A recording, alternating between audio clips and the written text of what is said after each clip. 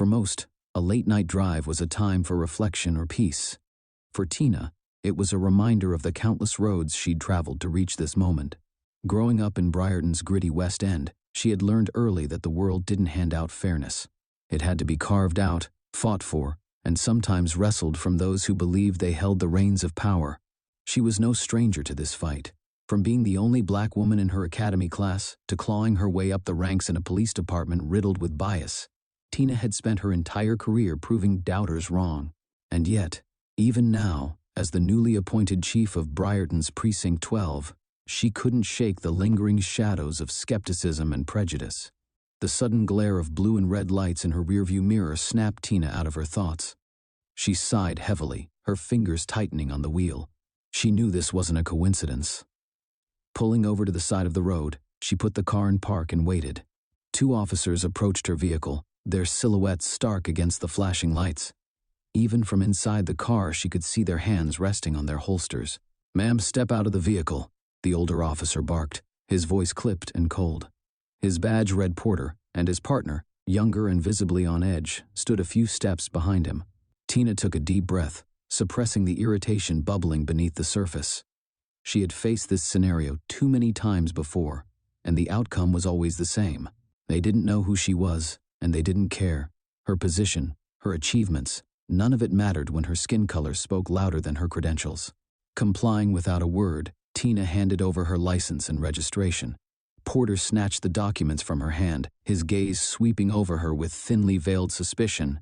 "Stay here," he ordered, retreating to the cruiser. The minutes stretched painfully long as Tina watched the officers confer over her paperwork. Their expressions ranged from confusion to disbelief. She could practically hear the gears turning in their minds. A black woman driving a luxury car at this hour in this neighborhood? It doesn't add up. Finally, Porter returned to her window. His face was stony, but his irritation was evident. "Step out of the vehicle," he demanded, his tone sharp enough to cut. Tina's heart sank, but her expression remained calm. "Is there a problem, officer?" she asked, her voice even. "We've had reports of suspicious activity in the area," he replied, avoiding her gaze. "We need to search your vehicle." She raised an eyebrow. "Do you have a warrant?" Porter smirked, a smug, practiced expression. "We don't need a warrant when there's reasonable suspicion." "What exactly about me or my behavior seems suspicious to you?" Tina asked, her tone firm but measured. Porter hesitated for a fraction of a second, but then his demeanor hardened. "Hands on the hood, ma'am. Now." Before she could protest further, he grabbed her arm and roughly pushed her against the car. The cold bite of handcuffs around her wrists sent a wave of humiliation and anger coursing through her veins. "You're making a big mistake," she said quietly, her voice steady despite the storm brewing inside her. Moments later, the distant hum of an approaching vehicle broke the tense silence. Another police car pulled up, its headlights cutting through the darkness. 2 more officers stepped out, one of whom froze the moment he saw Tina. "Chief Jones?" he stammered, his face draining of color. Porter turned sharply, confusion flashing across his face. "What did you say?" "That's Chief Jones," the officer repeated, his tone laced with panic. "She's our new boss." The gravity of the situation hit Porter like a freight train. His confidence evaporated as he fumbled to remove the handcuffs. Tina straightened, rubbing her wrists, her gaze burning into him. "You have no idea who you're dealing with," she said, her voice low but cutting. The precinct buzzed with hushed whispers the next morning. Word of the incident had spread like wildfire. Tina entered the building with her head held high, her expression unreadable. She knew she was walking into a den of uncertainty and fear. Porter and his partner sat outside her office, their faces pale and drawn. They knew their careers hung by a thread. When they entered her office, Tina leaned back in her chair, her arms crossed. For a moment, she let the silence hang heavy in the air. "Do you understand what you've done?" she asked finally, her voice quiet but firm. "It was a misunderstanding, ma'am," Porter stammered. "We were just following protocol." "Protocol?" Tina repeated, raising an eyebrow. "You call violating someone's civil rights protocol?" Porter's partner shifted uncomfortably, staring at the floor. "You're both suspended, effective immediately," Tina announced. "There will be an internal investigation, and depending on the outcome, you may never wear a badge again." Porter visibly sagged, his arrogance replaced by regret and fear. "This department will not tolerate this kind of behavior, not under my watch," Tina added, her tone final. A new era as the officers left her office. The precinct remained eerily silent. Tina sat back in her chair, her eyes scanning the photographs of her predecessors on the wall, all white men who had turned a blind eye to the systemic issues within the department. But Tina wasn't like them. She was here to make a difference. Last night's incident was just the beginning of a long, uphill battle. From this moment on, everyone in Precinct 12 understood one thing: change had arrived, and Tina Jones was leading the charge. The silence of the precinct that morning was suffocating. Tina could feel it in the air, the tension, the whispers, the sideways glances. She had sent a message, loud and clear, but she knew this was only the beginning. Change didn't happen overnight, and it didn't come without resistance. As she walked through the precinct, she noticed small signs of defiance. A few officers quickly averted their eyes when she passed. Others stopped talking entirely, their silence more pointed than any words. Tina didn't let it faze her. This was exactly what she had expected. The first challenge came during the morning briefing. Tina stood at the front of the room, facing a sea of familiar and unfamiliar faces. She had prepared herself for this moment, but the hostility in the room was palpable. "Good morning," she began, her voice steady. "Before we dive into today's agenda, I want to address the incident from last night." A ripple of unease passed through the room. "Let me be clear," she continued. "What happened was unacceptable. Moving forward, this precinct will hold itself to the highest standards of integrity and respect. We are here to serve and protect every member of this community, without exception." A hand shot up near the back of the room. It belonged to Officer Daniels, a veteran cop with nearly 20 years on the force. His reputation was that of a no-nonsense officer, but Tina knew he was one of the old guard, the type who resisted change. "Chief," he said, his tone laced with skepticism, "don't you think you're overreacting? Porter and his partner made a mistake. It happens. Are we supposed to walk on eggshells now, afraid to do our jobs?" Tina met his gaze, her expression unwavering. "Mistakes are one thing, Officer Daniels. Bias is another. Last night wasn't about doing a job. It was about making assumptions based on appearances. That's not policing. That's prejudice, and it will not be tolerated." Daniels leaned back in his chair, his arms crossed. The room was silent, but Tina could feel the tension simmering beneath the surface. She knew she wasn't winning hearts and minds, not yet, but she wasn't here to win a popularity contest. That evening, as Tina sat in her office reviewing the initial findings of the internal investigation, there was a knock at her door. She looked up to see Officer Hernandez, one of the newer recruits.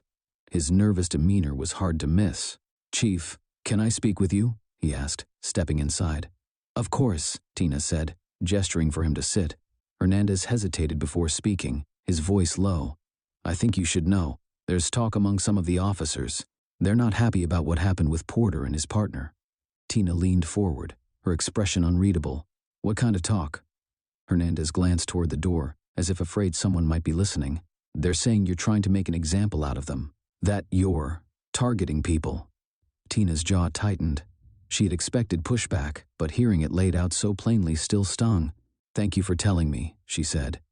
"But let me be clear, Officer Hernandez. I'm not targeting anyone. I'm holding this department accountable. If that makes people uncomfortable, so be it." Hernandez nodded, but Tina could see the uncertainty in his eyes. As he left, she made a mental note to keep an eye on him. Trust was a fragile thing, and she couldn't afford to lose the few allies she had. The next morning, Tina arrived at the precinct to find a small envelope on her desk. Inside was an unsigned note. "Check the storage room, locker 42. Her first instinct was suspicion. Was this a trap? A prank? But her curiosity got the better of her. She made her way to the storage room, her footsteps echoing in the empty hallway. Locker 42 was unassuming, its metal door slightly rusted. Tina opened it cautiously, her heart pounding. Inside, she found a stack of old files, case reports, memos, and handwritten notes. At the top was a sticky note with 2 words, "You'll need this." Back in her office, Tina began sifting through the documents. What she found made her blood run cold. The files detailed a series of incidents involving Porter and several other officers, unjustified stops, excessive force complaints, and questionable case outcomes. Most of the reports had been quietly dismissed, the complaints buried under layers of bureaucracy. Someone wanted her to see this, someone inside the precinct. Tina's discovery lit a fire in her. She knew these files were just the tip of the iceberg. If she could uncover more, she might be able to expose a culture of corruption that went far beyond Porter. But as she began to dig deeper, she encountered resistance at every turn. Requests for records were delayed or denied outright. Emails went unanswered. And then came the warning signs, anonymous notes left on her desk, subtle but unmistakable threats.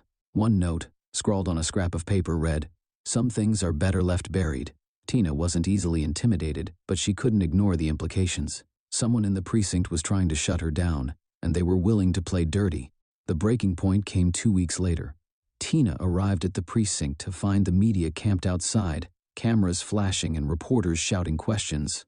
Confused, she pushed through the crowd and into the building, where Michelle, her assistant, was waiting, her face pale. "Chief," Michelle said, handing Tina a newspaper, "you need to see this."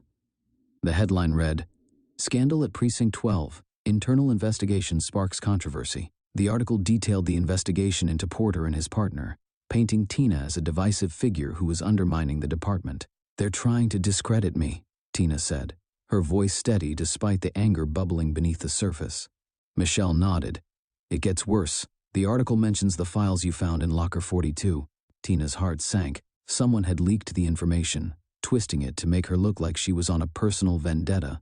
As Tina stared at the article, she realized the fight ahead was going to be even harder than she had anticipated. This wasn't just about reforming a precinct. It was about dismantling a deeply entrenched system that would do anything to protect itself. But Tina Jones wasn't one to back down. She had fought her entire life to get here, and she wasn't about to let fear or opposition stop her now. Part 3. The web of corruption. The precinct felt like a pressure cooker. Every day brought new challenges, new whispers, and new threats. Tina had thought her biggest obstacle would be resistance from within, but the leak to the media had escalated the fight to a whole new level. Now, she wasn't just battling for reform, she was fighting to salvage her reputation and authority. 2 nights after the leak, Tina received a call on her personal phone. The number was blocked. She hesitated, then answered.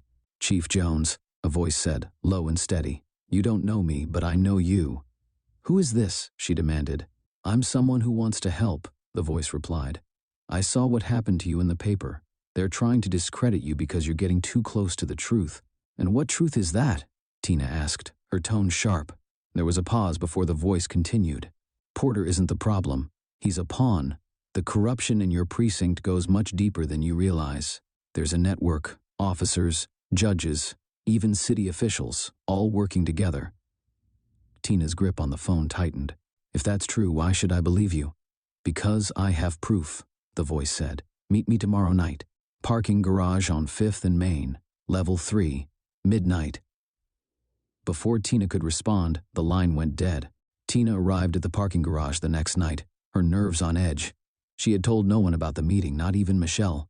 She parked her car and stepped into the dimly lit space, the sound of her footsteps echoing off the concrete walls. A figure emerged from the shadows, a man in his 40s, wearing a baseball cap and a hooded sweatshirt. His face was partially obscured, but his body language was tense. "You're the chief," he said, more a statement than a question. "And you're my anonymous source," Tina replied. "What do you have for me?" The man handed her a USB drive. "Everything you need to know is on there. Names, dates, transactions. It's all connected." "What's your angle?" Tina asked, studying him closely. "I was part of it," he admitted, his voice filled with regret. "I did things I'm not proud of, but I couldn't take it anymore. They ruined lives, Chief. And they'll ruin yours if you're not careful." Before Tina could press him further, the sound of tires screeching echoed through the garage. A black SUV sped toward them, its windows tinted. "Go," the man shouted, shoving her toward her car. "Get out of here." Tina didn't hesitate. She jumped into her car and sped out of the garage, her heart pounding. In her rearview mirror, she saw the SUV closing in on the man. Then it was gone. Tina drove aimlessly for nearly an hour, her mind racing. She glanced at the USB drive on the passenger seat, its presence both reassuring and terrifying. Someone had risked everything to give her this information. But at what cost? When she finally returned home, she locked her doors and inserted the drive into her laptop. The screen filled with files, spreadsheets, emails, surveillance footage. It was a treasure trove of evidence, detailing a sprawling web of corruption that reached far beyond her precinct. She recognized several names, officers she had worked with, judges who had ruled on cases she'd been involved in. But one name stood out above all others: Deputy Commissioner Arthur Blake. The next morning, Tina called a meeting with Michelle and Frank, the senior officer who had quietly supported her reforms. She laid the evidence out in front of them, her expression grim. "This is what we're up against," she said. Michelle's eyes widened as she scanned the files. "This is massive. It's also dangerous," Frank said, his tone cautious. "If Blake is involved, this goes all the way to the top."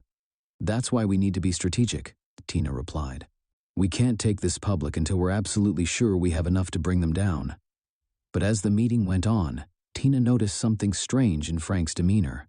He was unusually quiet, his gaze avoiding hers. A flicker of doubt crossed her mind, but she pushed it aside. She needed allies, not paranoia. That evening, Tina received another call, this time from an investigative journalist who had been covering the police beat for years. The journalist, Marcus Dunn, was known for exposing corruption, and Tina had been considering reaching out to him. "Chief Jones," Dunn said, his tone cautious, "I got a tip about you tonight." "A tip?" Tina repeated, her stomach sinking. "Someone leaked the files you've been working on," Dunn explained. "They're saying you're withholding evidence of corruption to protect certain officers." Tina's blood ran cold. She knew immediately who was behind the leak: Frank. He had been part of the network all along, playing the role of the supportive ally to keep tabs on her. And now, he had turned the tables. The following day, Tina confronted Frank in his office. He didn't deny it. "You don't understand what you're dealing with," he said, his voice low and urgent. "Blake and his people, they don't lose. You either fall in line or you get destroyed." "And you?" Tina demanded. "What did you get in return? A promotion? A fat paycheck?" Frank's face hardened. "I did what I had to do to survive. You think you can fix this system, but you can't. It's too big." Tina's jaw clenched. "We'll see about that." As Tina left Frank's office, she knew the battle ahead would be unlike anything she had faced before. The network of corruption was vast, and its members were willing to do whatever it took to maintain their power. But Tina wasn't about to back down. With the evidence in her hands and her resolve stronger than ever, she began assembling a new team, one she could trust, to take the fight to the highest levels of Briarton's justice system. The war for justice had begun. The battle lines had been drawn. Tina knew she was outnumbered, but she wasn't outmatched. The files on the USB drive were her lifeline, proof of a system so deeply corrupted it operated with impunity, but that also meant it wouldn't go down without a fight. Tina assembled a small team of people she trusted implicitly. Michelle remained her second in command, her sharp instincts and unflinching loyalty a vital asset. Hernandez, the young officer who had tipped her off about the whispers, was added to the team for his dedication and integrity. Lastly, she brought in Marcus Dunn, the investigative journalist who had become an unlikely ally. "We need to be careful," Tina said during their first meeting in her apartment. "Blake has eyes everywhere, and he'll use every tool at his disposal to shut us down. But if we stick together and stay ahead of him, we can win this." Michelle nodded. "The key is timing. If we go public too soon, they'll bury us. If we wait too long, they'll discredit us. Then we strike when they least expect it," Tina replied, her voice firm. The first move was a diversion. Tina instructed Marcus to publish a story that hinted at corruption in the precinct, but withheld specific names. The article was a calculated risk, designed to rattle Blake and his network, while giving Tina's team time to gather more evidence. The response was immediate. Within hours, Blake issued a statement condemning the allegations as baseless rumors and vowing to investigate the source of the leaks. But behind closed doors, Tina knew he was scrambling. "Blake's going to launch a counterattack," Marcus warned during a late-night strategy session. "He'll try to pin this on you, Chief." "Let him," Tina said, a hint of a smile on her lips. "We're ready for him." As the pressure mounted, Tina received an unexpected visitor, Judge Lorraine Calhoun, a respected figure in Briarton's judiciary. Lorraine had a reputation for being incorruptible, a rarity in a city where power often came with a price tag. "I've been following your work, Chief," Lorraine said, sitting across from Tina in her office. "And I believe you're onto something important." "Thank you, Judge," Tina replied cautiously. "But why are you here?" Lorraine leaned forward, her expression serious. "Because I've seen what Blake and his network are capable of. I've seen cases manipulated, evidence tampered with, lives destroyed. If you're going after him, you'll need someone in the judiciary to back you up." Tina felt a surge of hope. With Lorraine's support, they could ensure that any legal action they took wouldn't be dismissed or buried. Blake's counterattack came swiftly and brutally. An internal investigation was launched into Tina's conduct, alleging misuse of department resources and unethical behavior. The charges were baseless, but the damage was done. The media pounced on the story, painting Tina as a rogue officer with a vendetta. "We can't keep playing defense," Michelle said during an emergency meeting. "We need to hit back." Tina nodded. "Then it's time to use the evidence." The team compiled their findings into a comprehensive report detailing Blake's corruption. It included financial records, testimonies from whistleblowers, and the files from the USB drive. But they needed one more piece to make it airtight, a direct link between Blake and the criminal activities he oversaw. That's when Marcus suggested a daring plan, setting a trap. The plan was risky, but brilliant.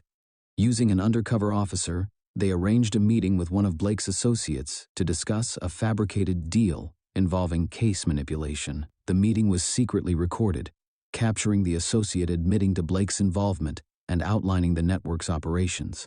The recording was explosive, but it came at a cost. During the operation, Hernandez was spotted by one of Blake's men. The associate fled, and Hernandez barely escaped with his life.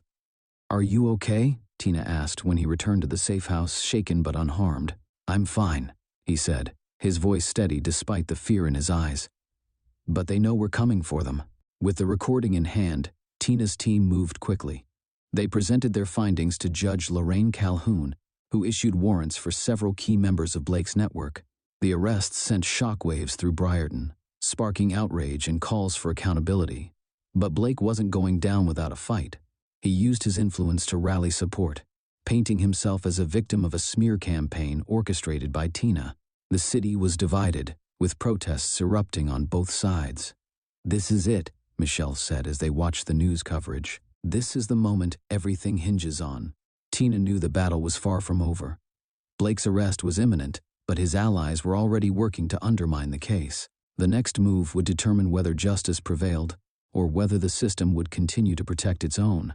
As Tina prepared for the final confrontation, she couldn't shake the feeling that the hardest part was still to come. It began at dawn. Tina stood in the operations center, watching as her officers prepared to execute the warrants. Lorraine Calhoun's judicial orders had come through overnight, and the arrest teams were in position across the city. "Are we ready?" Tina asked Michelle, who stood by her side. "All units are in place," Michelle confirmed. "We move on your command." Tina took a deep breath, then gave the order. "Let's bring them in."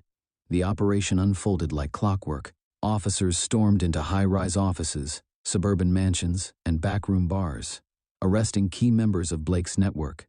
The city was thrown into chaos, as names that had once been synonymous with power were paraded in handcuffs before the media. At the heart of it all was Blake. When officers arrived at his downtown office, he was waiting for them, his expression calm and unreadable. As they placed him under arrest, he said only one thing: "You're making a mistake." Blake's arrest was a turning point, but it was far from the end. Within hours, his legal team launched a counteroffensive, filing motions to dismiss the charges and accusing Tina of misconduct. The media frenzy reached a fever pitch, with pundits debating whether Tina was a hero or a villain. "They're throwing everything they have at us," Marcus said during an emergency meeting. "If we don't respond quickly, they'll control the narrative." Tina nodded. "Then we fight fire with fire." "Michelle, start preparing a press conference. We're going public with everything." The press conference was held in the precinct's largest briefing room, packed with reporters and cameras. Tina stood at the podium, flanked by Michelle and Judge Calhoun. "Today we took a significant step toward justice," Tina began, her voice steady and resolute. "Deputy Commissioner Blake and several of his associates have been arrested on charges of corruption, conspiracy, and abuse of power. These arrests are the result of a thorough investigation that uncovered a network of misconduct spanning years." She paused, letting the weight of her words sink in. "This is not just about one man or one department. This is about restoring trust in our justice system. It's about holding everyone, no matter how powerful, accountable for their actions." The room erupted in questions, but Tina held her ground, answering with the precision of someone who knew the stakes. By the time the press conference ended, The tide was beginning to turn in her favor. As the case against Blake moved forward, Tina received another devastating blow. An anonymous source leaked documents suggesting that Hernandez, one of her most trusted allies, had been involved in a cover-up years earlier. Tina confronted him in her office, her heart heavy. "Tell me the truth, Hernandez. Did you do this?" Hernandez's shoulders slumped and he looked at her with pleading eyes. "I made a mistake, Chief. It was years ago, and I didn't know how to fix it, but I swear, I've been honest with you." Tina felt a surge of anger and disappointment, but she also knew Hernandez had been manipulated by the very system they were fighting to dismantle. "This isn't just about you," she said. "This is about all of us. If we're going to win this fight, we need to be better than them." Hernandez nodded, his voice trembling. "I'll do whatever it takes to make it right." Blake's trial was the culmination of everything Tina had worked for. The courtroom was packed, the tension palpable as prosecutors laid out the evidence. Financial records, wiretapped conversations, and testimonies from whistleblowers. Tina took the stand, her testimony a powerful indictment of the corruption she had uncovered. As she spoke, she could feel the eyes of the city on her, some filled with support, others with skepticism. Blake's defense was ruthless, painting Tina as a vindictive opportunist who had overstepped her bounds. But as the days went on, the strength of the evidence became undeniable. After weeks of deliberation, the jury reached a verdict. The courtroom was silent as the foreperson stood, her voice clear and steady. "We find the defendant, Arthur Blake, guilty on all counts." A wave of relief washed over Tina as the words sank in. The room erupted in murmurs, but Tina remained composed, her gaze fixed on Blake. He stared back at her, his expression unreadable, but she could see the cracks in his facade. In the weeks that followed, the city of Briarton began to heal. The arrests and convictions sent shockwaves through the justice system, sparking reforms that Tina had only dreamed of. Oversight committees were established, officers underwent mandatory bias training, and new policies were implemented to ensure accountability. Tina's leadership was both praised and criticized, but she didn't care about the accolades. For her, the real victory was the knowledge that she had made a difference. One evening, as she walked through the precinct, she found Hernandez at his desk, reviewing case files. He looked up and smiled. "We did it, Chief." "No," Tina replied, a small smile tugging at her lips. "We're just getting started." Months later, Tina received a letter from a young girl in Briarton's West End. It read, "Thank you for fighting for us. You give me hope." Tina folded the letter and placed it in her desk drawer, alongside her badge. It was a reminder of why she had chosen this path, why she had fought so hard. The road ahead would be long, but Tina Jones was ready. She had faced the darkness and emerged stronger, proving that change was possible, even in a system designed to resist it.